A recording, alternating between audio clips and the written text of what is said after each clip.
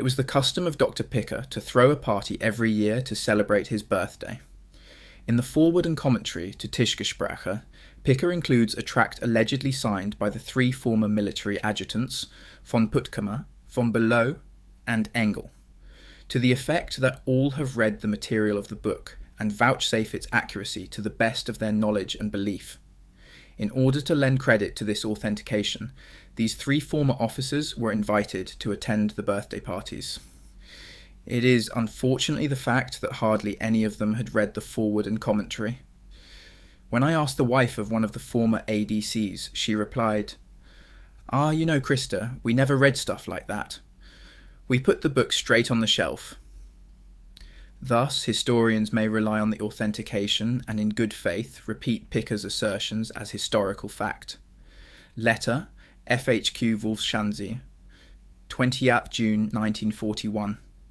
It is a companionable reunion in the inner circle, coffee and cakes again, etc.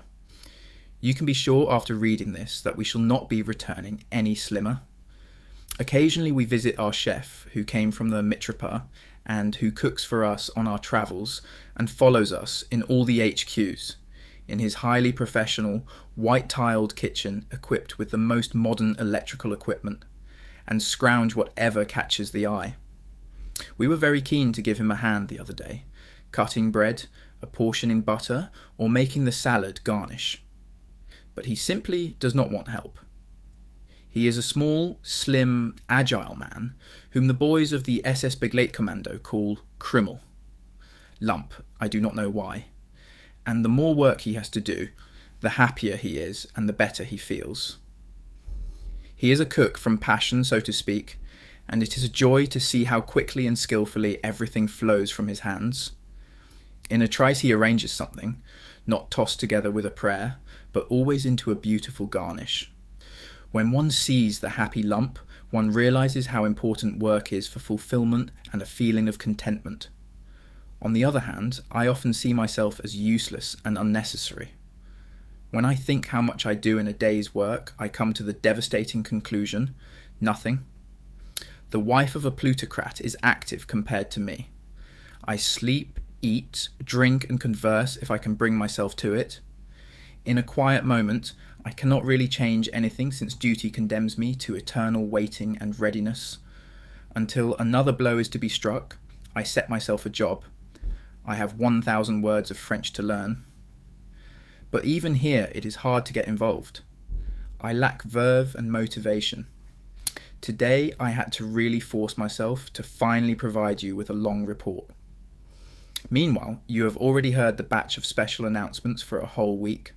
The boss said this morning that if the German soldier deserves a laurel wreath, it is for this campaign. Everything is going better than anticipated. We have had a lot of luck, e.g. the Russians stood at the frontier and did not allow us to make a deep penetration, which would have caused us problems on all our supply lines, and then by failing to destroy 2 bridges at Dunneberg. That would have caused a great loss of time if we had had to rebuild the bridges first. I believe that once we have occupied Minsk, we will then go forward all out. If there are a few communists hidden in our soldiers' ranks, then they will certainly be converted when they see the prosperity over there.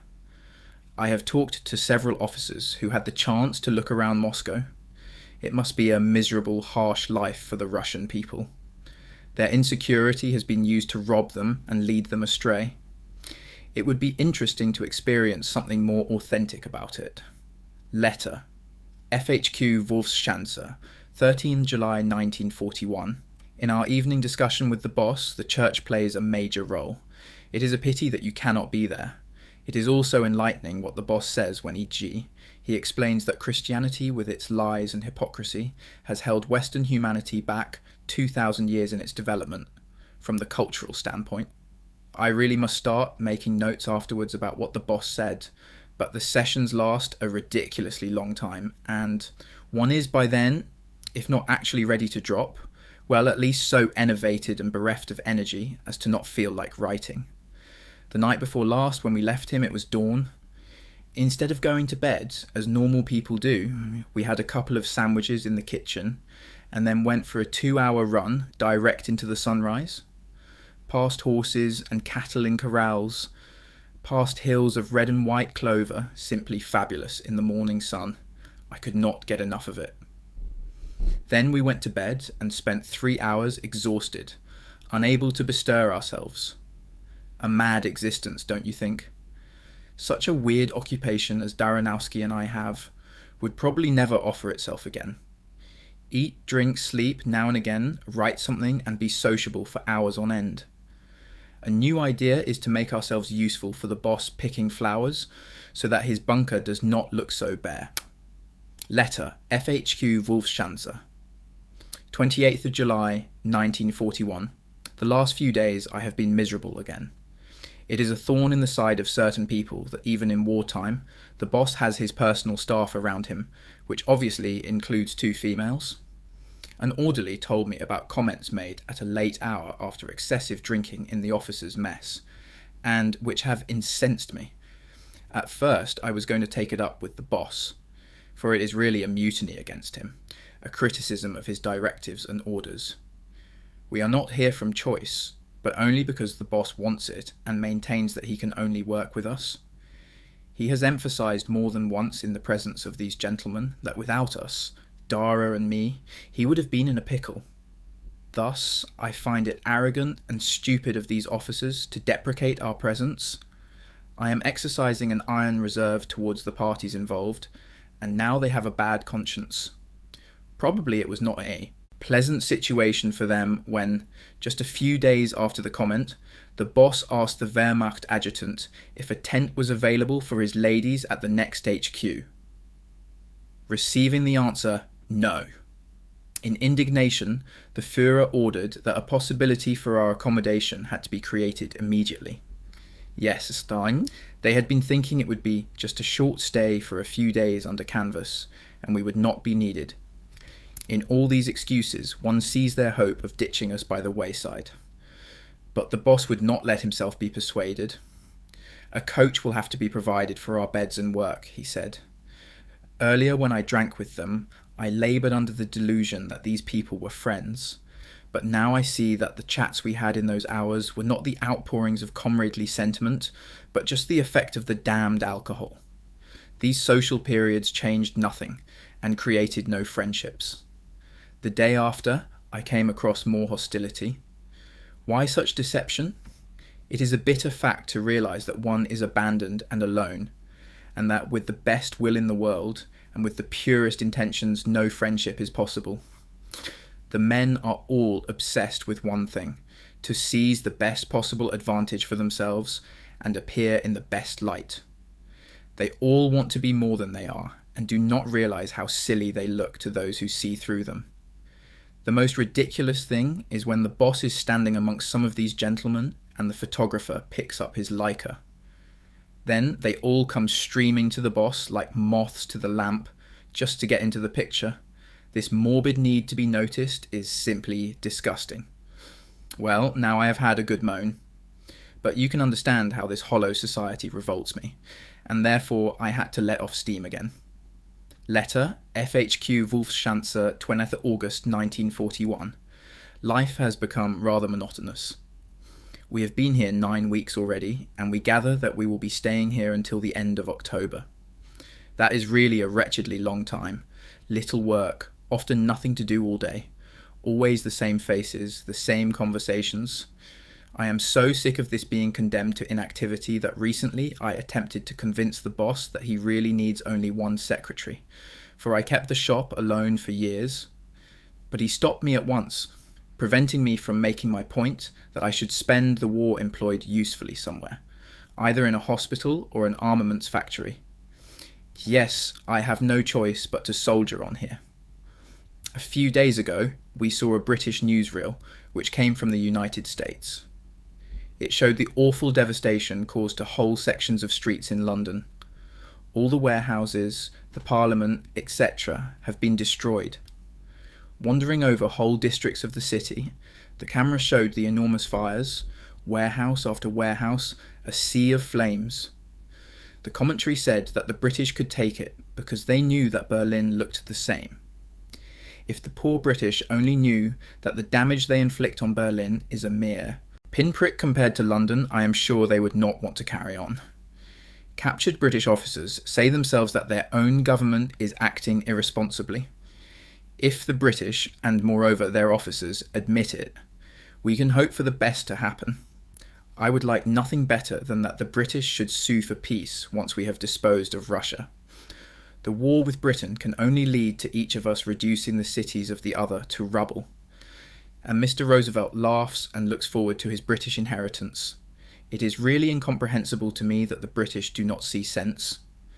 After we have extended eastwards, we do not need their colonies.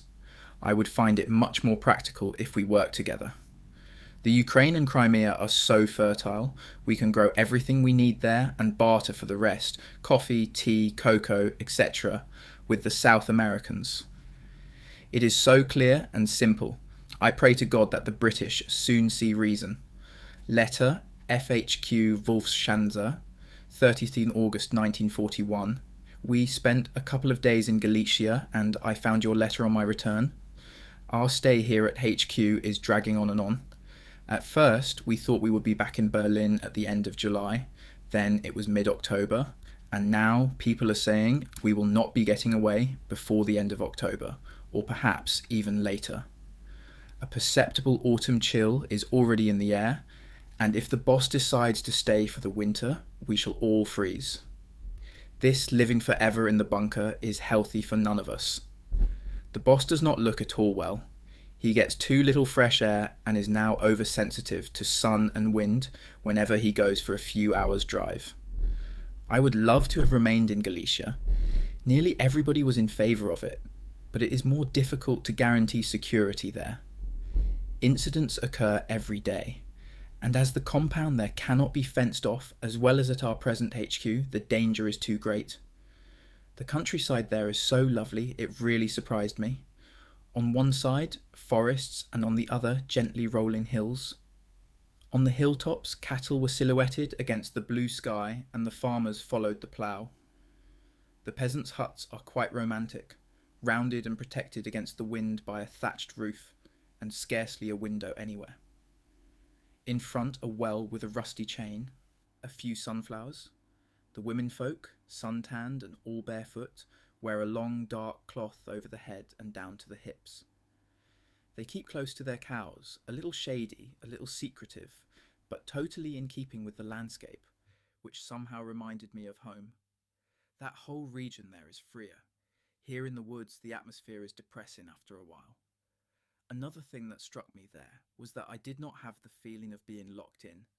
I could see the farmers working in the fields, and this gave me the feeling of being free. While here we are always coming across sentries and having to show our identity cards. Even so, of course, we remain perpetually isolated from the world. Wherever we are, in Berlin, on the Berg, or travelling, always the same limited circle, always the same crowd inside the wire. And therein lies the danger of becoming shy of people and losing contact with real life, and a great dilemma. One longs to get out, but when one is out, one does not know where to begin, because one is so utterly and completely set in this fixed existence, and no possibility exists for a life beyond this circle. The circle around the boss is held together by the common experience, but woe betide us when he goes away, for then everything comes apart. This is also the opinion of Dr. Brandt, and then it is grim for those who have lost contact with the outside world. Excuse me for going on about this, but I see in it a problem for later which will not be easy to resolve. When the German armies were surprised by the terrible winter of 1941 and stuck fast in the Russian ice, Hitler was frequently depressed, but remained hopeful as before of a quick victory. It is no more than a quite thin veil which we have to penetrate, he said. We must be patient. The Russian resistance will not endure. The veil was not torn asunder, and our stay at Wolfschanze grew ever longer. Letter FHQ Wolfschanze, 6th of January 1942. Your other observations about morale in the Reich, the church, etc., I found very interesting. I believe that the mood will very soon revive. Once more, great successes begin to be announced, e.g., when Leningrad falls, The harvest will ripen in the next 10 days anyhow. The boss has a principle of not making special announcements until a battle is definitely won, because premature claims can alert the enemy to his danger and imperil lives. He often finds himself in a dilemma over this. He would like to calm the country, but on the other hand, deny the enemy any details. I can well imagine that the churches are full, but I share your opinion, which is also that of the boss, that nothing can be undertaken at the moment. That will have to wait for after the war. Incidentally, a gramophone was introduced into the Führer bunker a fortnight ago, and now almost every evening we hear the songs of Strauss, Hugo Wolf, and primarily Wagner, of course. I have a very special liking for the Heimliche Aufforderung by Strauss, sung by Schlussnuss, and on another occasion by a tenor from Graz who tends towards being baritone. Peter Anders. You should remember the name when buying records. He has a very soft, fawning voice, but very clear diction. These songs are wonderful. One is quite lulled into love and warmth, which apparently has an effect on the boss too. For yesterday evening he said to us girls, "Children, you must use every hour." I should like to have told him. What does he imagine? I should like to know. I can do to enjoy my youth when we crouch down with him, day in, day out, year in, year out, and never get away. Yes, theory and practice. Letter, FHQ Wolfschanze, 15th of January 1942. Scarcely had I posted my letter of moans and groans, then your dear letter arrived, which I read voraciously. I wrote to you in reply at once, a long, long letter, which I held back a few days because my outpourings would surely have been depressing for you. In a way, I am sorry, but it is better if I save up all these things for my visit in March. I have agreed with my colleague that from now on we will relieve each other regularly so that we have at least some private life. Daranowski has gone on leave now, and I shall have the pleasure in March. I will just tell you today that the holiday here was miserable. In the pre-Christmas period, the Führer took over supreme command. His workload has grown immeasurably, and scheduled meal times have gone by the board. Lunch will now be taken at 1400, but is postponed increasingly to an hour when normal people have their evening meal. The record was set a few days ago when the boss had lunch at 1800. Dinner had to be put back accordingly, and our tea session in his bunker, which used to begin at 2200, now usually gets underway after midnight, record to date 0200, which means we turn in between 0400 and 0500. The natural rhythm of life, which is very important for health, no longer exists, and the mood swings from high to low without a transition period, which I cannot imagine is good for the soul. At New Year, for example, we were in officers' mess for supper in a contented mood. Then we were ordered to the tea session where the boss was exhausted, and after a while nodded off, which meant we had to keep quiet, and were forced to suppress our merriment. The boss spent 3 hours in the situation conference, and the officers who had arrived to wish him Happy New Year waited around with long faces which they dared not crease into a smile. I cannot describe exactly why, but next I had a crying fit in my bunker and went back to the officers' mess where I found a couple of brave lads from the SS Begleit Commando, who naturally detected that I had been in tears, and I promptly started again. They attempted to comfort me with words and alcohol and finally succeeded. Then we sang together that heart-rending sea shanty. We were lying off Madagascar and had the plague on board. One can keep swearing never to touch another drop, but in this miserable life it often seems to me to be the only way to overcome depression. I have not been doing much running. It is too cold, there is too much snow, the roads are so iced over as to make a run a nerve-wracking business, and so I prefer to stay in the warm bunker. I have transformed our office, which was formerly a stark, bare room, into a really snug lounge. I needed to exercise my persuasive powers quite often. Whenever I saw something, I fancied I gave the owner no peace until it was sacrificed to me. Now I have taken to sleeping in the office. I really could not stand the bunker any longer. The fan whirled all night and swept my head constantly until every hair hurt. The so-called couch is not an ideal bed, but at least I have a window in the room. The women who have to work in munitions factories or are recruited for the trams or the subway trains have a damned difficult job, but they have a big plus over us in that when their working day is over, they can move freely and do what they want. Now I am beginning to pity myself again, so I will stop there. A few days ago, Sepp Dietrich and General Dietl were here for 2 days, two vigorous men who cheered up the monotonous behind-the-front atmosphere wonderfully. I noted down the following: a cabin in the bunker with fan. When working, although fresh air came in, it made a terrible din. If it was turned off, we were told we would suffocate. Therefore, I slept in the office at the bunker entrance and had a window. No office atmosphere, no fixed work hours. Hitler often maintained that he had been found the swampiest and most climatically unfavourable region, rich with biting midges possible, but I found East Prussia very attractive. The giant fields of red clover at sunrise, its expanses, the blue sky, and in winter the undisturbed snowy landscape. Letter FHQ Wolfschanze, 27th of February 1942. And that is essential in this monotony. My colleague, who always used to seem fairly nonchalant about it, is now terribly depressed about the life she is missing. All resolutions to accept with a good demeanour whatever cannot be avoided soon dissolve after a few days. Our mood is eternally up or down, which has nothing to do with indiscipline, but with many other things which I hope to be able to discuss with you in March. After 2 days of warm weather, it got cold very suddenly, i.e., the daytime temperature is 17 degrees, but the keen easterly wind makes you really feel the cold. In itself, the cold does not really bother us, so inured have we become to it. It is only the accursed wind. Despite that, we now go for at least a 1-hour run through the countryside daily, usually to the next village, whose ordinariness was extremely depressing in the summer, but now with its blanket of snow looks rather romantic. The rest of the day one spends more or less idle moping around.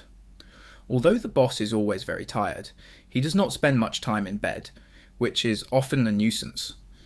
Previously, we would often listen to records in the evening and could muse the time away. But since Tot's unfortunate end, the music evenings are rare.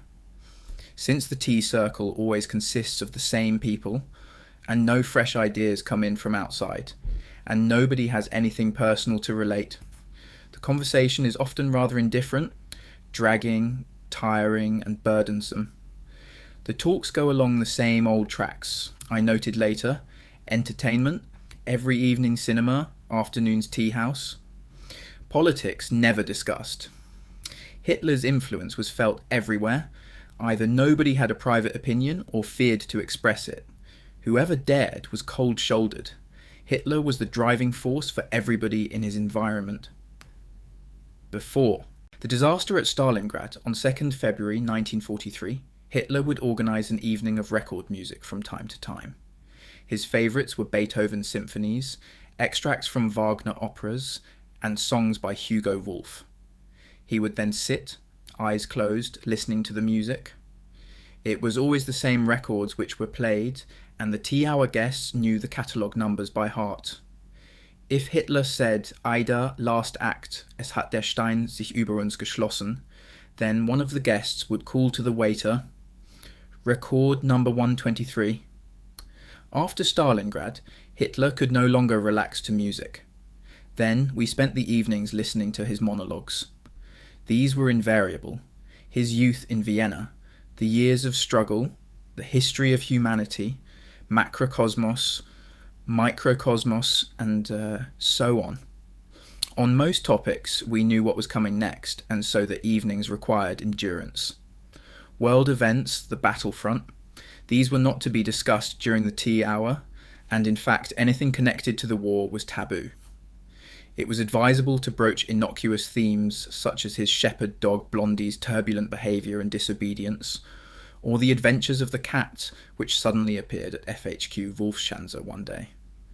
He did not actually like cats, apparently because they went for birds, but he gradually accepted Peter to the extent that in the end he would get jealous if the cat selected somebody else's lap to sit on. His jealousy for Blondie was evident from his anger should the dog take an interest in anybody else. He would then tend to suspect that the dog's affections had been undermined by a titbit of meat, an act which was strictly forbidden. According to Hitler, it was useless for anybody else to seek Blondie's affections, for her devotion was limited to him alone. After breakfast every morning, Hitler walked Blondie in the wild area around his bunker. He was very fond of the dog, which he entrusted to a keeper, Tarno. She was a very docile and clever dog, able to do some tricks such as balancing on a pole, jumping a 2-meter high wall, and climb a ladder. Hitler had no time for smaller dogs.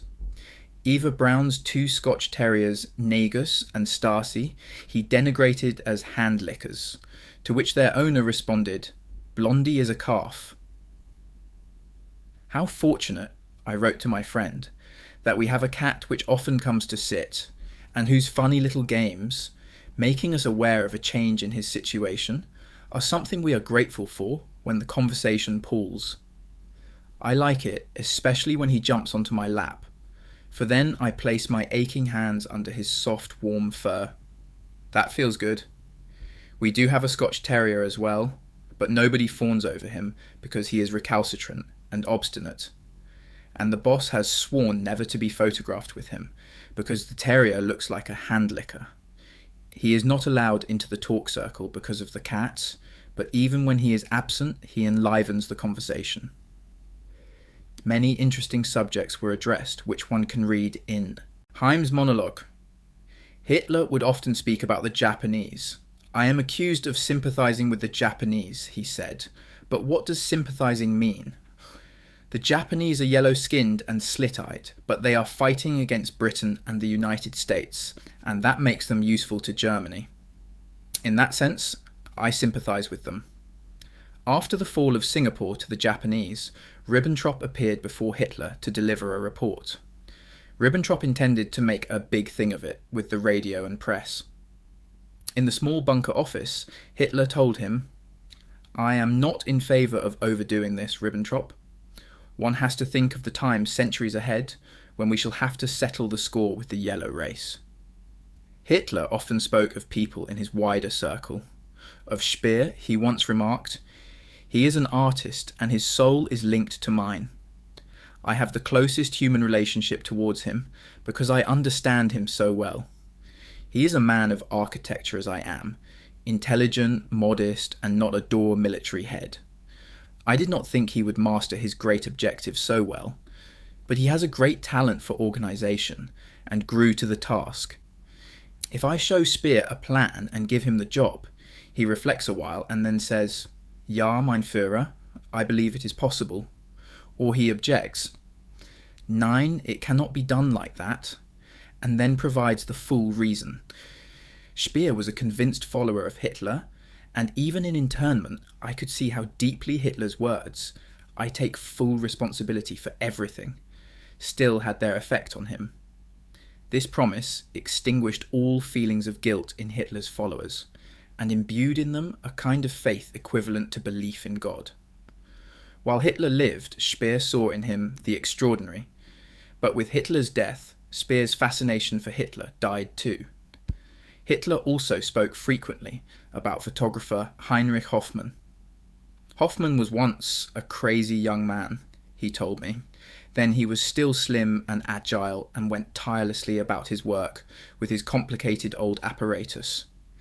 He had to slip under the black cloth and go through the most neck-breaking operations with the heavy camera to get good photos. Hoffmann liked his drink. Hitler told him once, "Hoffmann, your nose looks like a rotten cucumber. I think that if I put a lighted match to your breath, it would explode, and soon red wine will replace blood completely in your arteries." This was said after Hoffmann turned up the worse for drink at the dining table. He had not done so before in Hitler's presence, and it shocked Hitler to see Hoffmann in such a state. Finally he ordered Schaub and Bormann. Please ensure that Professor Hoffmann is sober when in my presence. I have invited him so that we can converse, and not so that he can let himself go." How wounded Hitler must have been only became clear much later. Professor Hoffmann collected 19th century paintings and bought up all the watercolours Hitler had painted. On visits to his Amwat villa on Munich's Ebersbergstrasse, he never neglected to show them. He was extraordinarily proud of the collection.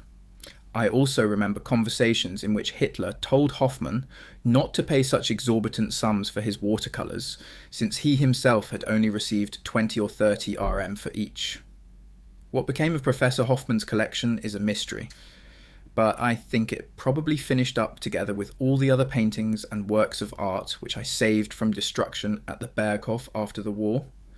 A footnote about a conversation between Hitler and Professor Hoffmann on 12th March 1944 at the Berghof, which I noted down, indicates Hitler's attitude to his earlier works. Obersalzberg, 12th March 1944, Ruvag. During lunch today, Professor Hoffmann showed Hitler a watercolour painted by the Führer in 1910. Professor Hoffmann obtained the picture recently in Vienna. Der Führer: "Hoffmann, I hope you did not buy that picture." Hoffmann: "I received it as a gift. That is to say, the seller told me that for the price, it is a gift." Der Führer: "Even today these things should not fetch more than 150 to 200 Am. It is madness if one pays more. It was not my ambition to be a painter. I only painted these things to support myself in my studies. I would not have received much over 12 RM then. I only ever painted enough to cover my necessities. 80 RM would have kept me for a month. 1 RM would have bought me lunch and supper. I used to study all night.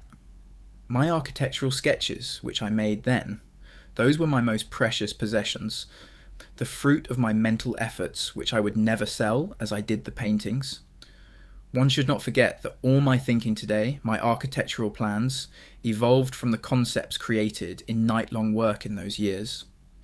If I am in a position today to sketch the ground plan of a theatre, it is not done by me while in a trance, it is exclusively the result of my earlier studies.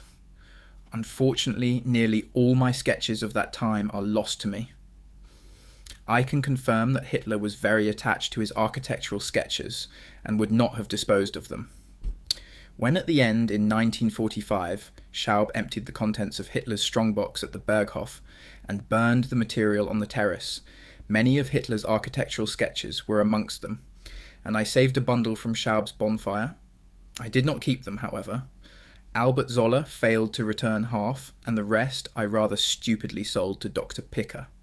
In the summer of 1942, Hitler advanced his command post to FHQ Werwolf at Vinnytsia in the Ukraine. Letter, FHQ Werwolf, 14th August 1942.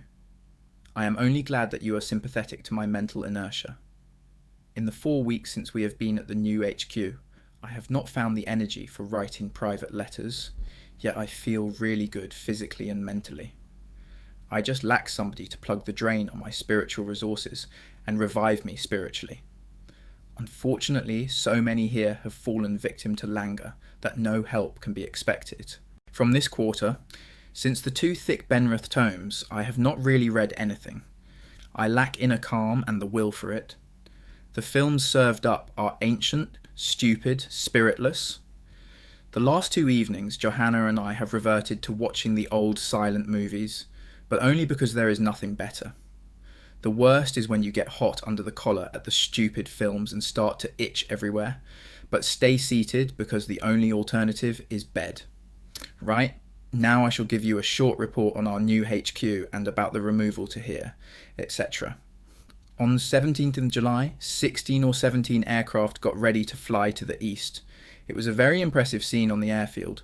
All the great machines clustered together, all ready to take off, motors running.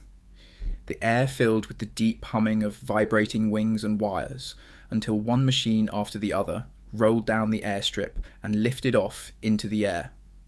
The pilot invited me to sit in the cockpit, which naturally I accepted gratefully, for from there you get a quite different picture. The fuselage windows give a view to one side only, and a small section at that, but the panorama from the cockpit is greater and freer. And here you really feel that you are flying. I found it interesting to follow the flight on a map. This is a science I would never be able to master. People who understand it impress me very much, for to say that the landscape below looks like a map is a platitude. Naturally, there is a certain similarity, but the reality has a confusing mass of detail, which makes it difficult to match the two. Highways coloured red on the map proved to be grey and inconspicuous below. The easiest to spot were railway lines. Here and there, the landscape is darkened when clouds hide the sun, or ground mist obscures the ground for a while until a piece of terrain reappears. But where we were on the map, I could never determine. I have wandered completely off the subject. After many hours, we reached the destination airfield. Here we had to search for our car, and eventually set off in a heavy Krupp, which is not at all suitable for Russian highways. For Johanna Wolf, who had not felt well during the flight, this was the last straw. She was totally exhausted and unable to lend a hand for the first few hours. Her depression got worse, and mine began when we saw our office. To the left and right, a door opened to reveal a small aperture containing a narrow bed with nightstand and a rack for the cases. This was our world. The office was so narrow and small that we could hardly move in it. Our luggage, giant office cases, crates and 5 typewriters filled it up completely. Since we have lived long enough in dark, airless bunkers, our hopes were for bright rooms with large windows. Instead, the bedroom had a single square window, 25 centimetres along each side and covered with a green gauze. This window was our greatest disappointment. Thank God we could have a look round. And after I moved into Triumph, another room temporarily for 8 days, finally I ferreted out a decent office with an alcove behind a curtain. By virtue of my organisational skill and experience, I have been able to convert it, say it quietly, into the most snug room in the whole HQ. Only I could have done it. A couch, sofa with coverlet, and dark green blue padded backrest. Above it, some wall drapes, which would probably be better put to use as bed mats. In front of the couch, a little table I made myself from a suitcase rack and a wardrobe shelf, covered with a red fringed and spotted blanket. 2 chairs, one upholstered, the other with a rattan seat. A carpet, colourful engravings and prints on the walls. Many flowers, but mainly zinnias, and then for contrast thistles in a black earthenware jar. We had a housewarming which lasted until WWII 600. I will tell you orally. The living accommodation is similar to Wolfschanze, except we have fortified houses instead of concrete bunkers. They look really attractive, but are awfully damp inside. It is always the same whenever you start a new HQ. The beds are always damp, you shiver terribly, and it is quite certain that later one will be disabled with rheumatism. Daytime temperatures are really high. It is not unusual to have 45-50 degrees Celsius, but at night it is disproportionately cool, and often the weather changes as quick as a flash. The mosquito plague is worse here than last year, and here we have the dangerous Anopheles strain, whose bites can give you malaria. There is a prophylactic called Atibrin, which tastes ghastly and bitter. One revolts against taking it each evening, but you have to force yourself. If you get malaria, that counts as a self-inflicted injury, a serious disciplinary offence. On the evening of hot days, we have a mad purge on the insects which enter despite the gauzed windows. They get in through every crack and hum around you in bed, and keep on until your nerves can stand no more, and you get up cursing. Recently at night, I have taken to opening the curtain to the living room and lighting all lamps. This attracts the mosquitoes out of the alcove and into the light, and once the whole army of them has gathered, I draw the curtain again and creep back to bed, leaving the light burning.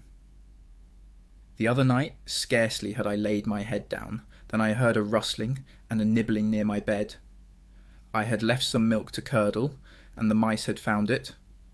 With a loud cry, I ran out to the couch and lit the lamps in the bedroom to attract the mosquitoes there. That was a damned restless night. Frank Thies wrote in one of his books that all women are stupid, They shriek equally loudly for an innocent mouse as a tiger. He is probably right.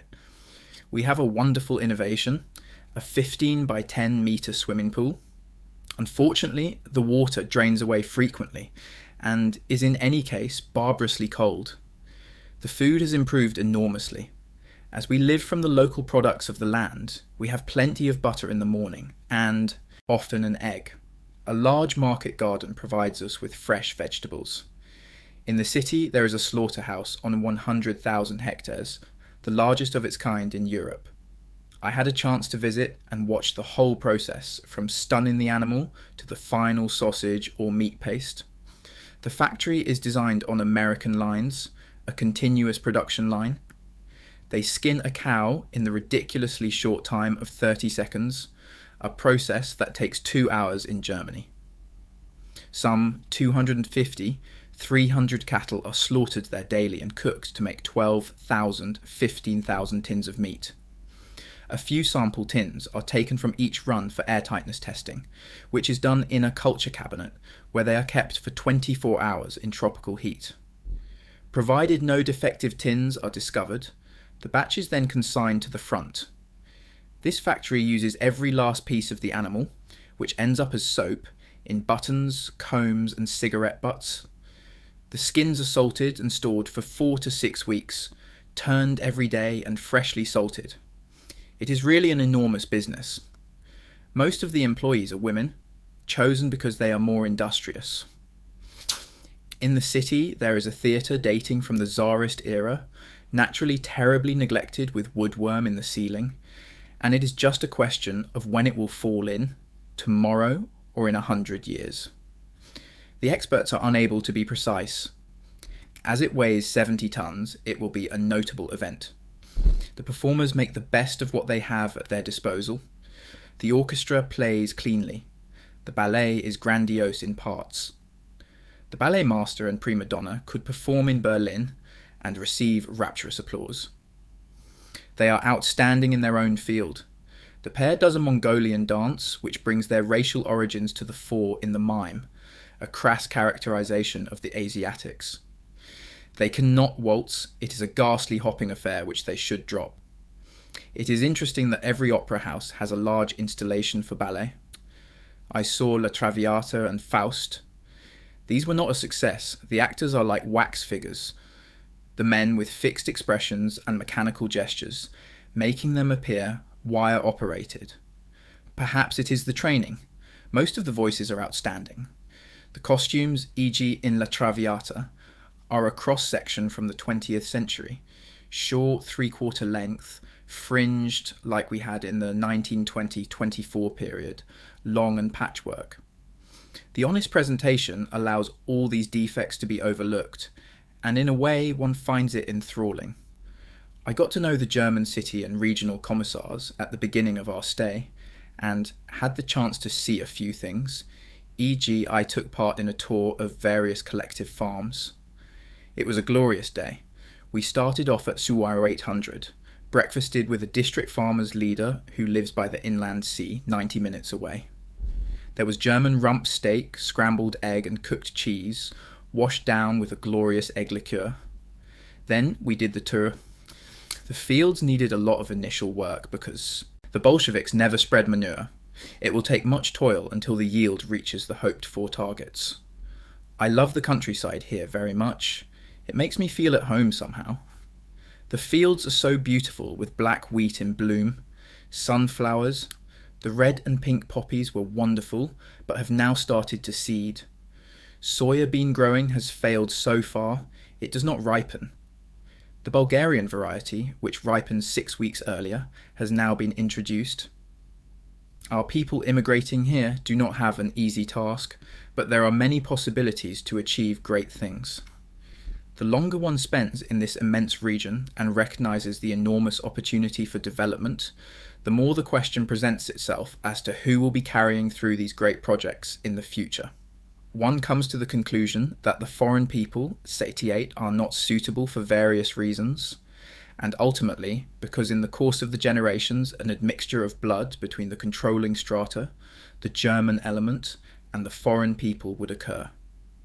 That would be a cardinal breach of our understanding of the need to preserve our Nordic racial inheritance, and our future would then take a similar course to that of, for example, the Roman Empire.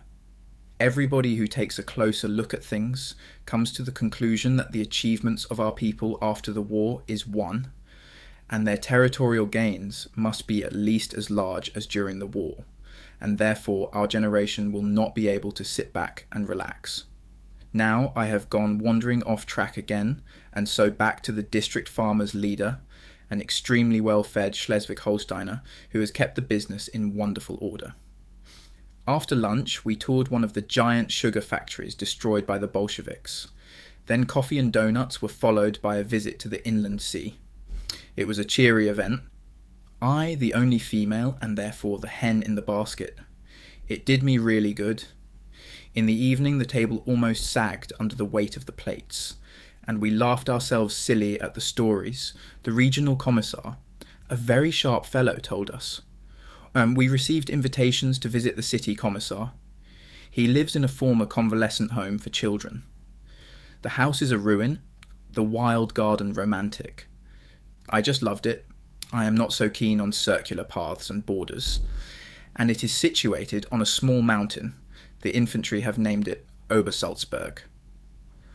It offers a really entrancing view of the city in the distance and over a fairly broad river which winds through hilly meadows and woods and reminds me of the Weser.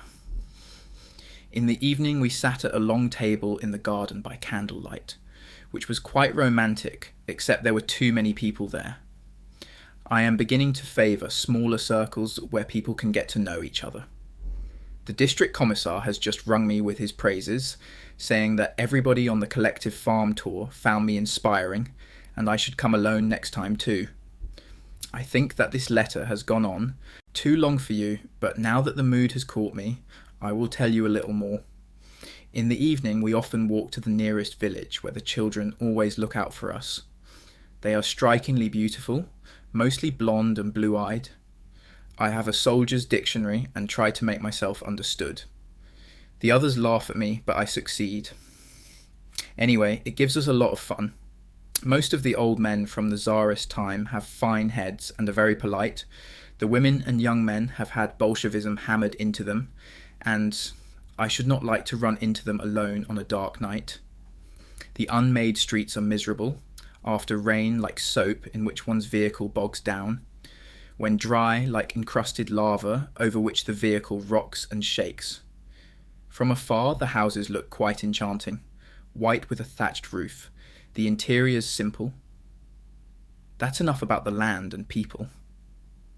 As already mentioned, in the early phase of the Russian campaign, Hitler was nearly always in good humour and not averse to the odd joke. When the bitter winter of 1941 halted the advance, this affected his demeanour. Personally, I was suffering very much from the constant inactivity, and was glad whenever Dr. Brandt, who had a substantial correspondence as President for Hospitals and Health, gave me a few hours' work. The longer the Russian campaign lasted with its toing and froing, the more FHQ Wolfschanze began to be more permanently equipped. Gradually along came a cinema and tea house, and gradually life began to be more acceptable for us there. Unfortunately, I had not been able to convince the boss that he only needed one secretary. I was anxious to do useful work elsewhere, but he would not release me. This enforced indolence, this eternal monotony, and the repetitive daily tea hours all made me aggressive. I rebelled inwardly, and then something happened one evening at tea, which exposed this aggression to everybody. The day had been as dull as any other. After dinner, I saw a film in the hope of relieving my boredom. Then I went to the officers' mess from where Hitler's manservant winkled me out just as I was getting comfortable. In the hope that the tea session would perhaps not last too long, I promised to return to the mess afterwards. Torn from a convivial environment, I now came to a Führer who wore a frown.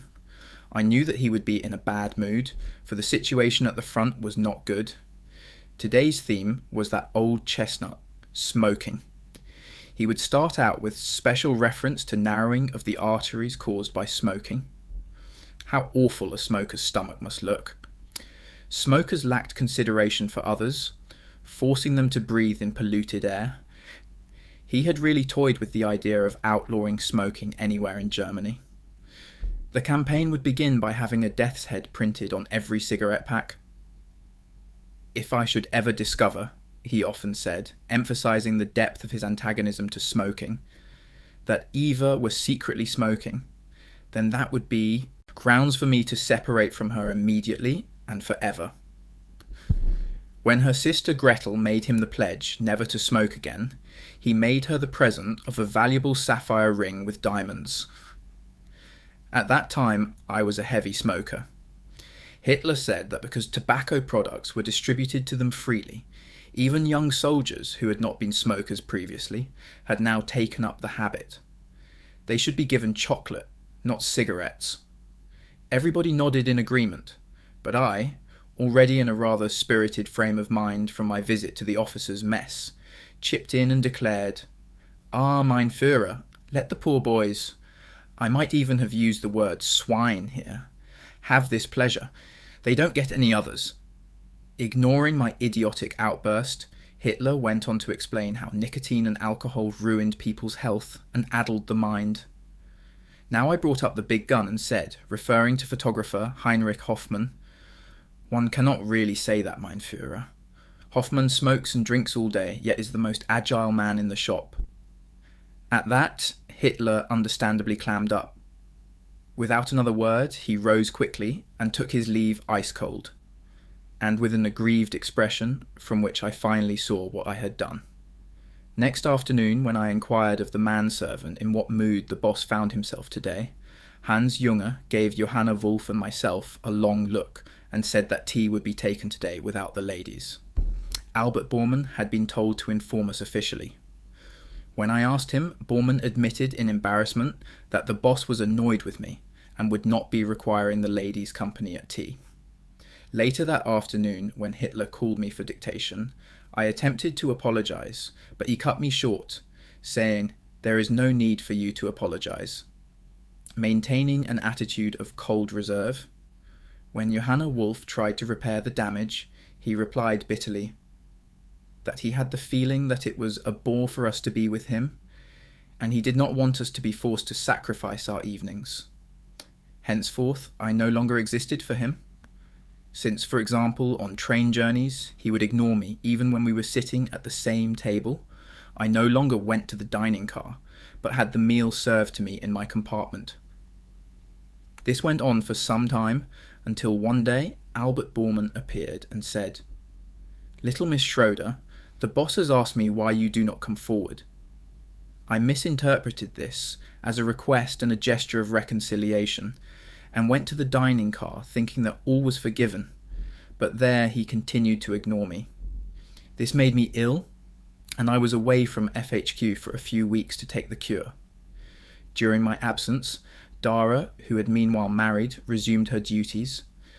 A dietitian cook skilled in specialized diets, Frau von Exner had been given employment, and the convivial tea sessions had been resumed.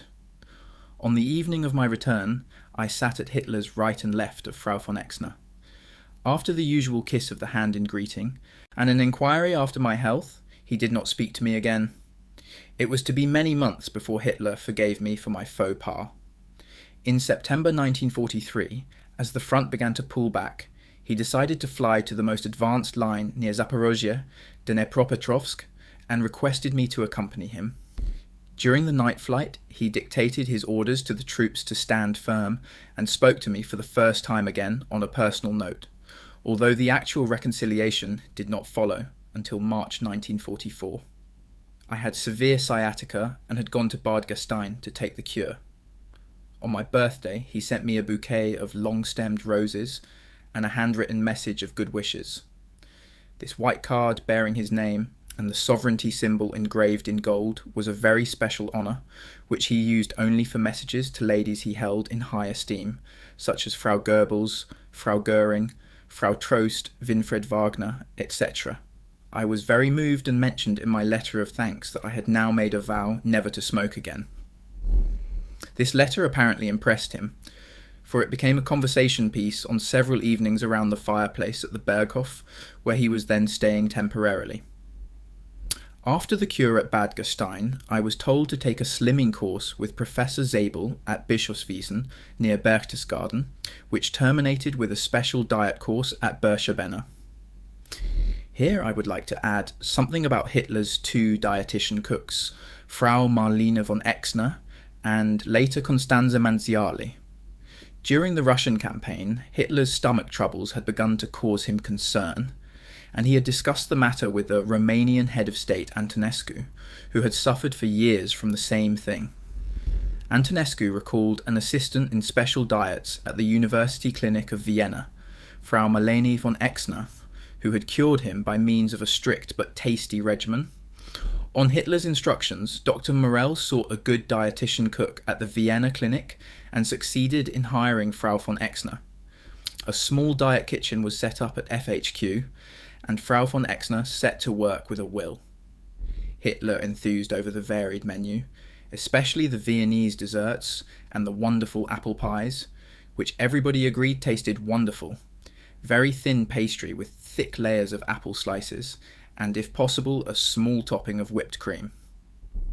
The nightly tea session had been abandoned some time previously, after an altercation when Hitler had gone into reclusion, but when I returned I found that it had been resumed, with Frau von Exner as an extra guest.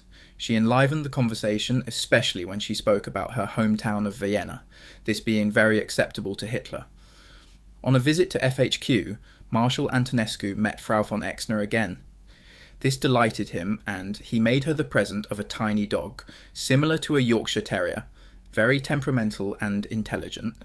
Hitler considered this dog to be unworthy of a statesman because it was below Hitler's approved size for dogs, and Reichsleiter Martin Bormann was given the job of finding a prize-winning fox terrier for Frau von Exner.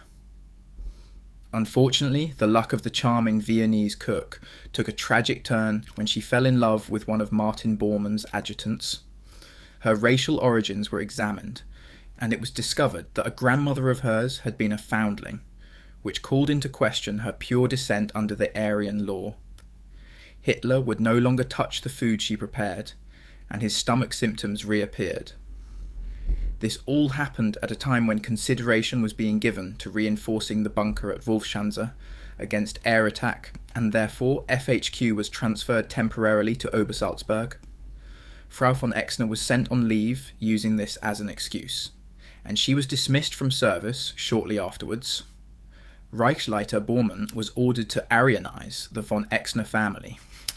During Hitler's stay on the Berg, his food was prepared by the young Tyrolean Constanze Manziali, not Manziali as often misspelled, who was employed at Professor Zabel's sanatorium in Bischofswiesen, to the Swiss Bircherbenner recipe, and then brought up to the Berg by car. Shortly before returning to the Rastenburg HQ at the beginning of July 1944, Fräulein Manziali was invited to join the staff. I was taking the cure at the Zabel sanatorium at the time, and she asked my advice. Unfortunately, I recommended that she should accept, and so this beautiful, tall, young brunette, a gifted pianist, served Hitler as his dietitian cook. He was quite taken with her, saying, "I have a cook with a Mozart name." At the end, in 1945, Fräulein Manziali had her diet kitchen in the Führerbunker in Berlin, and often dined with Hitler. After leaving the Reich Chancellery at the beginning of May 1945, she disappeared mysteriously. Nothing more was ever heard of her, although it is said that she took her own life using a cyanide capsule provided by Hitler. After completing the supplementary cure with Professor Zabel in July 1944, I resumed my duties at FHQ Wolfschanze, where the bunkers had been reinforced against air attack. The flat roofs had been camouflaged with grass and trees to prevent their being spotted by air reconnaissance. Upon my return, Hitler was as warm to me as he had been in earlier times. Knowing that I was also persevering with the Bircherbenner diet, he asked me if I would be eating in the officers' mess or alone. When I said alone, he invited me to dine with him in his bunker. On 19th July 1944, the day before the assassination attempt, he was not feeling quite well. He always had premonitions. He felt that an attempt on his life was being planned. He told me this and even said, "I note that there is something afoot, and again, nothing must happen to me. There is nobody who can carry on the business." The situation conferences at that time were being held in the social room in the guests' barrack hut. It was a very hot summer with swarms of mosquitoes and biting midges in the swampy meadows. The sentries wore mosquito nets over their heads. Around midday on 20th of July, I heard an explosion. This often happened because landmines were laid off the paths and wild animals frequently set them off. This time, it was different. People were shouting excitedly for doctors. "A bomb has gone off, probably in the guest hut." Suddenly the barriers were up everywhere. I was just thinking that today I would definitely not be dining with the boss when I heard, "Nothing has happened to the chief, but the hut has been blown up." Contrary to my expectations, towards 1500 that afternoon he summoned me. As I entered his bunker, he rose with some effort and gave me his hand. He looked surprisingly fresh and spoke about the assassination attempt. The heavy table leg diverted the explosion. The stenotyrus sitting near me had both legs blown off. I had extraordinary luck. If the explosion had happened in the bunker and not in the wooden hut, nobody would have survived it. But haven't I always anticipated that happening? I told you yesterday. Don't you remember? Hitler then asked if I had seen the conference room. It was wrecked beyond imagining. When I said I had not, since the area was cordoned off, he said I should at least see his tattered uniform. He had his manservant bring it to him and showed me the trousers, in strips and ribbons from top to bottom, and only held together by the waistband. A square piece of cloth had been torn from the tunic. He was proud of these trophies and asked me to send them to Eva Braun at the Berghof with the instruction that they should be carefully preserved. Hitler then described how the attempt had affected his valets. Ling was absolutely furious and Arndt stood there with tears in his eyes. Dr. Morell was terribly shaken and emotional after the incident, and Hitler had to calm him before the doctor could tend to Hitler's injuries. Although Hitler suffered concussion, a ruptured eardrum and flaking of the skin, he refused to lay up in bed as the other officers had done, and was kept going by Dr. Morell's injections, as I confirmed from him at lunch. A visit by the former dose was listed for the afternoon, and I expected Hitler to postpone it, but in response to my inquiry, he assured me, "Certainly I shall receive him. I have no choice, for imagine what lies they would tell the world about me if I did not." When we assembled with Hitler for afternoon tea, we had already received news of Stauffenberg's arrest. At first, Hitler was infuriated that Stauffenberg had managed to make it as far as Berlin. But when he found out that this had led to the arrest of all the close conspirators, he stated in satisfaction, "Now I am calm. It is the salvation of Germany. Now I finally have the swine who have been sabotaging my work over the years. I always told Schmundt, but he is a Parzival and would not believe it. Now I have the proof. The whole general staff is infected." Hitler continued, "These criminals who wanted to rid themselves of me have no idea of what would happen to the German people. They do not know the plans of our enemies who intend to destroy Germany so that it can never rise again. And if they think that the Western powers without Germany are strong enough to resist Bolshevism, then they are deceiving themselves. I will ensure that nobody will ever again be able to displace me. I am the only person who knows the danger, and the only person who can avert it."